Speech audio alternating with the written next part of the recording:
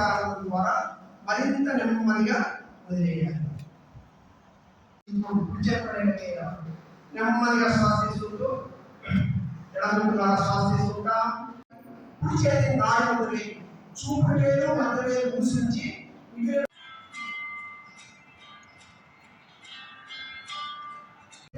మన గడ్డాన్ని దాని ముందు భాగాన్ని కానీ నోటాలు తాకించే ప్రయత్నం చేయాలి. శ్వాస చేస్తూ ఎడం చేతి చేస్తాం, చేతి చేస్తాం, కుడి కాలు కూడా చేసి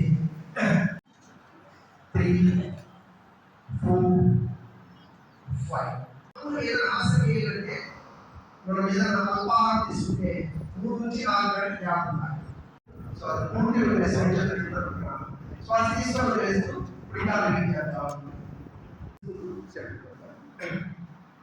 తర్వాత నెక్ రొటేషన్ కూడా సర్వైకల్ స్పాండిలైటిస్ శ్వాస తీస్తూ మధ్య సెంటర్ శ్వాస వదిలే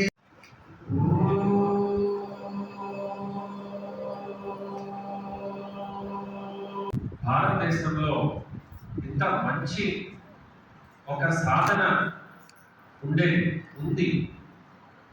అయితే ఎంతమంది భారతీయులు దీన్ని ఉపయోగం చేసుకున్నారు? అలాగే మీ అందరికీ కూడా మీ బాధ్యతలు ఉన్నాయి. మీ బాధ్యతలో మీరు విజయవంతం కావాలంటే మీ ఆరోగ్యం బాగుండాలి. మీ ఆరోగ్యం బాగుండాలంటే యోగా అనేది చాలా సరళమైన ఒక సూత్రం. ఖచ్చితంగా మీ అందరూ కూడా దీన్ని సాధిస్తారని ఆశిస్తూ మీరు మాత్రమే వచ్చారు. ఇక్కడ ఎవరైనా మీ కుటుంబ సభ్యులతో వచ్చారా?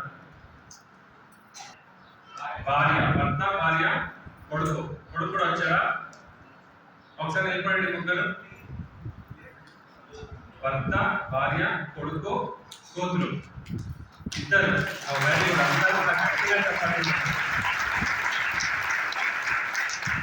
ఓకే, నేను కూడా నా హాఫ్ ఫ్యామిలీతో వచ్చాను. నేను జాయింట్ ఫ్యామిలీతో వచ్చాను.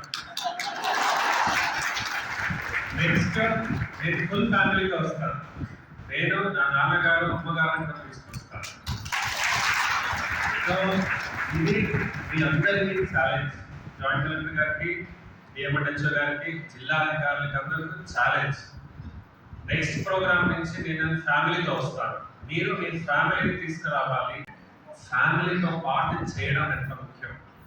ఎప్పుడు ఇంట్లో ఒకడు ఉంటాడు, వాడి అన్ని మంచితనం చేస్తూ ఉంటాడు. వాడిలో పొద్దున టైంకి లేస్తాడు, వాడు పని చేస్తాడు, వాడు కష్టపడతాడు. మంచితనం అంతా ఒకటితో ఉంటుంది. అంతే కదా? ఎస్ అవును. పెద్ద అబ్బాయి అయితే బాగున్నాడు, చిన్న అబ్బాయి బాగాలేడు. ఉందా లేదా? అట్లాంటిది. చిన్న పాప చెప్పినంత వింటది, పెద్ద పాప ఎవరు. అట్లా అయితే ఎట్లా? ఆరోగ్యం అందరికి కూడా కావాలి.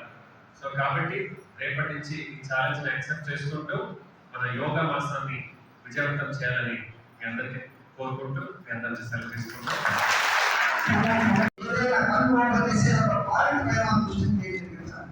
సాధారణ శ్వాస పూర్తిగా వేస్తూ ఇంకోసారి శ్వాస తీసుకుంటూ నెమ్మదిగా భుజాన్ని సమాంతరంగా శ్వాస పూర్తిగా తీసుకుంటూ నెమ్మదిగా 2 చేతులు